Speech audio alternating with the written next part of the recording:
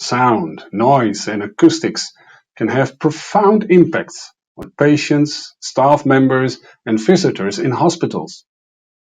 Do you know how many staff members are negatively affected by noise in their daily work environment? 91%. Nurse Florence Nightingale was a protagonist of proper medical care and a foundational philosopher of modern nursing.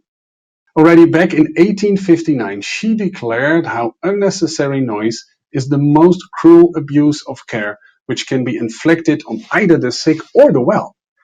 So she already knew how important it is to have a good healing environment. 100 years ago, a hospital ward, it looked like this. Is this a healing environment? Well, when it comes to acoustics, not that much. You see a lot of hard, smooth materials which reflect all the sound waves, and that is negatively influencing the sound environment. Sort of the same situation, but now a hospital from nowadays, in Manila, the Philippines. A room where you have a lot of newborn babies. They make a lot of sound, noise if they cry. So why didn't they add sound absorbing materials to lower these noise levels? No, a concrete ceiling. And you should know that the hearing of a newborn baby, it is 100 times more sensitive than ours as adults. So hospitals can be extremely noisy nowadays. Noise levels have even doubled since the 70s. And being exposed to all these noise levels, our heart rate goes up, our blood pressure goes up. Of course, that's not healthy. When patients suffer from sleep disturbances, they will often experience changes in alertness, healing time, and also in the length of stay. And also errors are easily made. When a doctor is asking a nurse to give a patient, let's say 15 milligrams of medicine A or B, but what did I just say? 15 or 50? Speech intelligibility is a very important parameter when it comes to communication. Here you see average noise levels recorded during 24 hours in a hospital ward.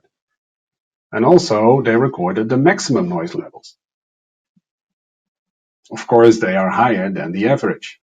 But what is the maximum decibel level that the World Health Organization is recommending in hospitals?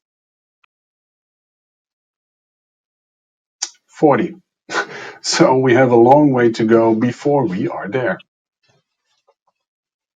What are the sound sources that we are so annoyed about, that is irritating us so much? Well, these are just a few of a 30 plus sum up from a research. And as you can see, not one really pops out. It's all kinds of everything. And it doesn't have to be a loud sound source to become noise. This is a noise which I recorded myself, a water dispenser.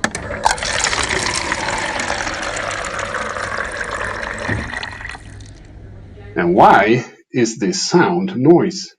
Because this water dispenser was placed in a waiting room where I was with my wife. My wife needed to have a scan, and because of that, she needed to have a full bladder. So in this waiting room were people waiting with a full bladder next to a water dispenser with this noise. You can imagine how annoyed they all were. Not only visitors, patients, also staff members, they are affected, negatively affected by noise. They get irritated, they have concentration problems, and not just a few, actually quite a lot. For you to know, 66% is about 3 million people working in a healing environment in the European Union. 3 million people. Improved acoustics in a healing environment, they reduce risks of conflicts, errors. People are more relaxed, they are less irritated. And by adding sound-absorbing materials like a ceiling, you can lower these noise levels, even up to 6 dB. Is that much? Well, for you to know, if you have a sound source and it is lowered 10 decibels, we perceive this as half as loud. So 6 decibels is quite a lot. A poor acoustical environment impedes effective communication between patients and staff. A well-designed acoustical environment is critical in addressing these problems. Noise levels can be effectively reduced by installing high-performing, sound-absorbing ceilings. Also, acoustical ceiling tiles improve speech intelligibility by reducing sound reverberation and increase speech privacy by reducing sound propagation into adjoining areas. And it doesn't always have to be white. You can have design freedom and play with colors like you see in this hospital. Both ceilings that you see are sound-absorbing ceilings. And also take into account that there are rooms in a hospital, like a restaurant, where you have a lot of people coming together. They eat, they drink, they talk, so quite high noise levels. By adding sound-absorbing materials, you can lower these noise levels to the level that you want to have.